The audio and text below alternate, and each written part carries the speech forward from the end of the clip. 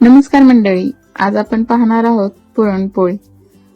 आता होळी येते ना, मग होळीसाठी मऊ लुसलुशीत पुरणपोळी कशी बनवायची हा व्हिडिओ तुमच्यासाठी. तर मी इथे वजनी प्रमाण घेतलेलं आहे, मी तुम्हाला वाटीनेही सांगणार आहे.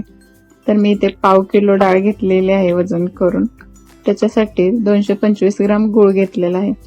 आता वाटीचं प्रमाण म्हणालात तर 1 वाटी डाळीला 1/2 वाटी गूळ आणि 1.5 वाटी पीठ असं प्रमाण ठेवायचं आहे. तर मी इथे डाळ गूळ वजन करून घेतलेला आहे. 400 ग्राम पीठ घेतलेला आहे. 7-8 वेलची, छोटासा जायफळचा तुकडा, 2 चमचे बडीशेप, कणिक मळण्यासाठी मीठ, हळद आणि तेल हे आपलं साहित्य आहे. तर आता आपण रेसिपीला सुरुवात करूया. तर इथे अगोदर मी डाळ स्वच्छ 2-3 पाण्याने धुवून घेणार आहे. डाळ छान चोळून धुवून घ्यायची, म्हणजे डाळीमध्ये कोणत्याही इम्प्युरिटीज राहणार नाहीत. तर मी इथे डाळ स्वच्छ धुवून घेतलेली आहे. आता आपण ती कुकरला लावूया. तुम्ही जर का डाळ भिजवून घेतलीत तर 2-3 शिट्ट्यांमध्ये डाळ छान मऊ शिजते. मी इथे डाळ भिजवलेली नाही, त्यामुळे मी याच्या 4 शिट्ट्या काढून घेणार आहे. डाळीमध्ये पाण्यामध्ये अर्ध बोट बुडेल इतकं पाणी डाळीवरती ठेवायचं आहे. चिमूटभर हळद घालायची आहे, 1 चमचा तेल घालायचं आणि झाकण लावून शिजण्यासाठी ठेवून द्यायचं आहे.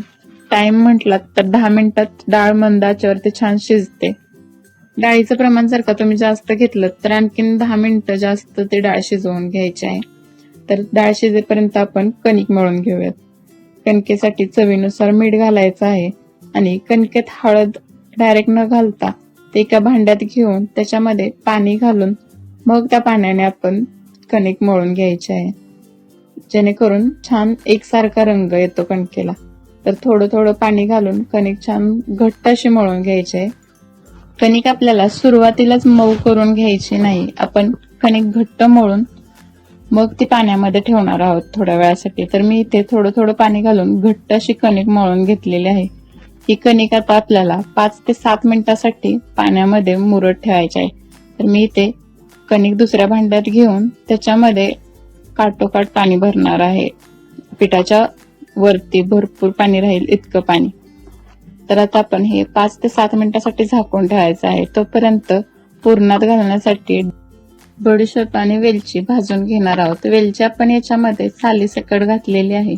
आता ही 2 मिनिटं परतून मिक्सरमध्ये थोडंसं जायफळ, वेलची, बडीशेप घालून थोडीशी साखर घालून पावडर करून घ्यायची आहे. तर आता डाळ छान मऊ शिजलेली आहे की नाही ते पाहूया. तर इथे तुम्ही पाहू शकता डाळ छान मऊ अशी शिजलेली आहे, जी हातावरती एकदम सहज बारीक होते.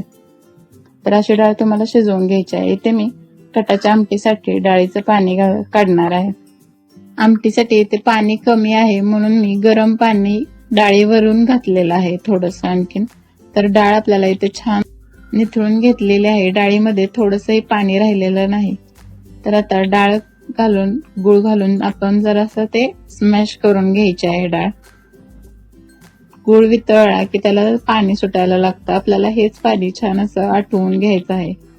डाळ आपली जराशी आटल्यानंतर त्याच्यामध्ये आपल्याला वेलची, जायफळ, बडीशेप, बारीक केलेली पूड घालायची आहे आणि छान मिक्स करून घ्यायचं आहे.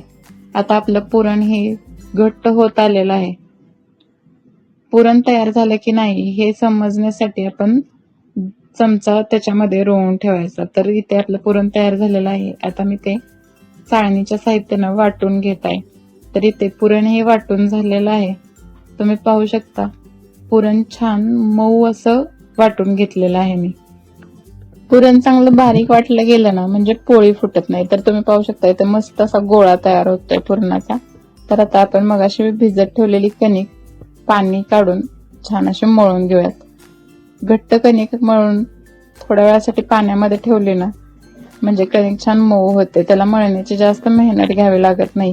फक्त 1-5 मिनिटं त्याला मालिश दिली ना मस्त अशा पोळ्या तयार होतात मऊ लुसलुशीत. कणिक जितकी सॉफ्ट असेल तितकी पोळी मऊ होते. पुरण आणि कणिक दोन्ही एकसारखे मऊ असायला हवेत. कणिक घट्ट असेल आणि पुरण मऊ असेल तरीही पोळी चांगली होत नाही, किंवा कणिक मऊ आणि पुरण घट्ट असेल तरीही दोन्ही एकसारखे हवेत. तर इथे मी लिंबूच्या आकारा एवढा कणकेचा गोळा घेतलेला आहे आणि त्याच्या 1.5 पट पुरण घेतलेलं आहे. अंगठा आणि बोटाच्या मदतीने आपल्याला अशी पारी तयार करून घ्यायची आहे, कणकेची वाटी तयार करून घ्यायची. त्याच्यामध्ये पुरण छान आपल्याला काटोकाट भरून घ्यायचं आहे.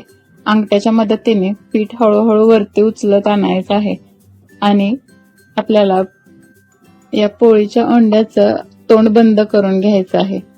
छान असं कडेने पुरण दाबून घेऊन हळूहळू त्याचं तोंड बंद करायचं आणि पिठात बुडवून छान असं लाटून घ्यायचं आहे. आता मी पोळी लाटून घेते. तर इथे पिठामध्ये बुडवून छान असं जरासं हाताने गोळा दाबून मग तो लाटून घ्यायचा आहे, जेणेकरून पुरण छान कडेला पसरतं.